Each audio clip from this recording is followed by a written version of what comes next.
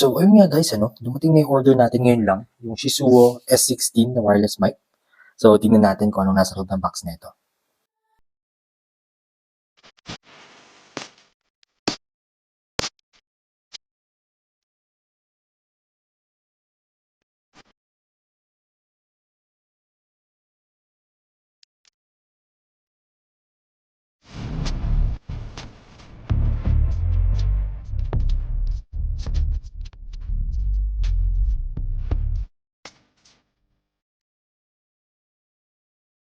So, ang in-order ko pala is yung one piece lang, one mic and one receiver. So, 500 plus lang yun. Check natin. So, yan yung box niya, yan yung mga features niya. Sa inyo na lang, pause yung video. Tapos, so, meron mga readables na hindi naman natin binabasa. Diyan na lang yan. Maganda naman, ito yung receiver. Ito yung receiver niya. Maganda naman, magaan.